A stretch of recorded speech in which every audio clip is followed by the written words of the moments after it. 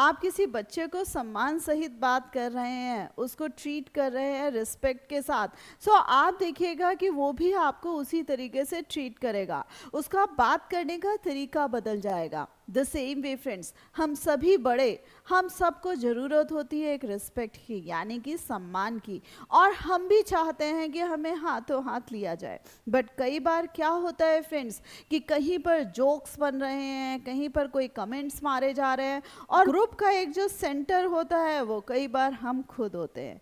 So friends, अगर गलती से आप इन जोक्स का, बुलिंग का, बैड कमेंट्स का शिकार है, सो ये वीडियो खास आपके लिए है। सो इसमें जो मैं सबसे पहली चीज़ ले रही हूँ कि कई बार आपके ऊपर ये जो कमेंट्स करने वाले लोग या जो जोक्स बना रहे हैं, वो जो लोग होते हैं वो आप ही के ग्रुप का कहीं ना कहीं एक पार्ट होते हैं। किस वजह से आपको नापसंद कर रहे हैं वो स्वयं आपको भी नहीं पता होता है, बट यस, आप उनकी नापसंदगी के शिकार इतने ज़्यादा होते हैं कि वो आपको घड़ी भर भी देखना पसंद नहीं करते।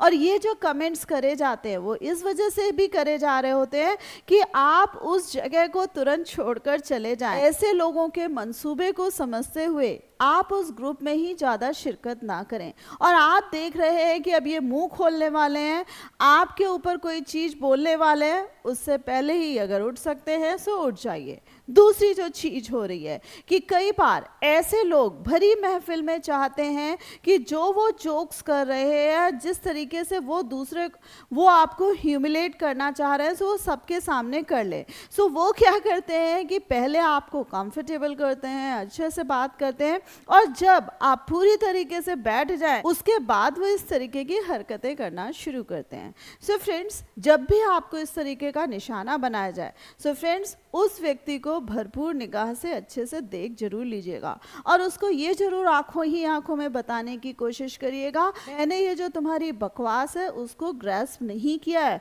और मुझे कितना बुरा लगा है वो तुम समझ लो।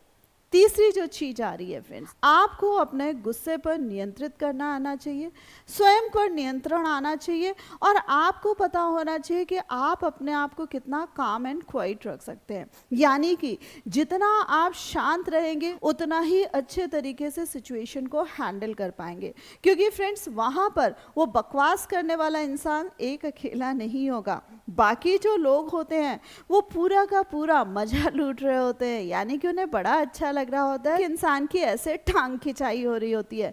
सो फ्रेंड्स, ध्यान रखिएगा, किसी को भी एंटरटेनमेंट चाहिए सो स्वयं को वहां पर सोर्स ऑफ एंटरटेनमेंट नहीं बनने दीजिएगा। कहते हैं कि टूटे हुए आईने में अगर खुद को निहारोगे तो स्वयं को बिखरा हुआ ही पाओगे। गलती शायद किसी और की नहीं है, शायद हमारा चयन ही गलत हो गया है जो हम ऐसे लोगों के बीच में शिरकत कर रहे हैं। शायद हम बहुत ज़्यादा आज की डेट में खाली हो गए हैं, इसी वजह से शायद हम ऐसे लोगों के साथ बैठ उठ रहे हैं, और शायद हमने अपने ऊपर काम नहीं किया है, तभी शायद इस तरीके के जो छिछले और गिरे हुए लोग हैं हमारे ऊपर मजाक कर पा रहे हैं। सो फ्रेंड्स, कहीं ना कहीं खुद को समझते हुए इन जगहों पर शिरकत करना बंद कर दीजिए। और अगर ऐसे लोग घड़ी घड़ी आकर आपका रास्ता काटते हैं या घड़ी घड़ी आकर आपको तब डिस्टर्ब करते हैं आपकी जगह पर आकर, सो फ्रेंड्स वहाँ पर चुप मत रहिएगा, इनको तब बहुत अच्छे से जवाब दे दीजिएगा। क्योंकि कई बार जब आप इनको पूरे तरीके से इग्नोर करते हैं, सो आप देखिएगा कि आपके बारे में दिलचस्पी ज़्यादा लेते हैं, दूसरों से आपके बारे में जानकारी इकट्ठा करते हैं, और कई बार हो सकता है कि फ़ोन करके आपसे आपकी जानकारी लें। सो फ्रेंड्स, वहाँ पर इनको दो टूक जवाब दीजिएगा, और इनसे ज़्यादा बात करने की ज़रूरत नहीं है। एंड फ्रेंड्स, चीज़ समझिएगा कि इस तरीके की ओछी हरकतें करने वाले हमारे बहुत दूर के लोग नहीं होते हैं, ये नज़दीकी के ही लोग होते हैं जो हमारा नेचर भी समझ रहे होते हैं और हमें भी पूरे तरीके से समझते हैं। यानी कि उन्हें पता है कि इसको पोक करो तो ये कैसे डिस्टर्ब होता है, या इस पूरी जगहों पर कमज़ोर कड़ी कौन। सो फ्रेंड्स, आपको अगर लग रहा है कि ऐसे लोग इस तरीके की चीजें करते ही करते हैं, फ्रेंड्स वहां पर गलती से अपने आप को बेचारा मत बनने दीजिएगा, क्योंकि कई बार ही लोग होते हैं जो हमारे लिए फ्यूचर में बेस्ट टीचर साबित होते हैं। यानी कि इनकी बोली हुई बात हमारे दिल में इतनी बुरी तरीके से चुभती है, इतने बुरे तरीके से चुभती है कि हम अपने ऊपर काम करने के लिए मजबूर हो जाते हैं। सो फ्रेंड्स, कहते हैं कि कई बार ये जो बेइज्जती होती है ना, ये नेगेटिव नहीं नहीं होती है, हमें उभारने के लिए भगवान का दिया हुआ कहीं ना कहीं वरदान भी होती है। सो हर बार इससे नफरत मत करिएगा, कई बार इसको सहेज के भी रखिएगा, बहुत काम आएगी आपके।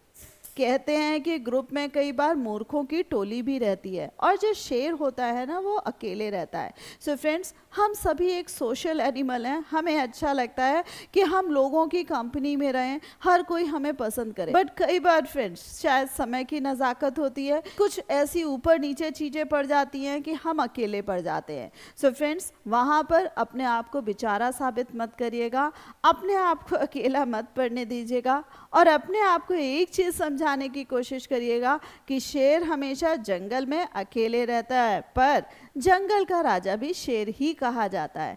सो फ्रेंड्स, आज से ही believe in you and have faith in God, यानी कि खुद पर विश्वास करें और आपको देखने वाला, आपकी चीज़ों को सराहने वाला वो ऊपर वाला है। कौन सा पॉइंट सबसे ज़्यादा अच्छा लगा मुझे कमेंट करके ज़रूर बताइएगा।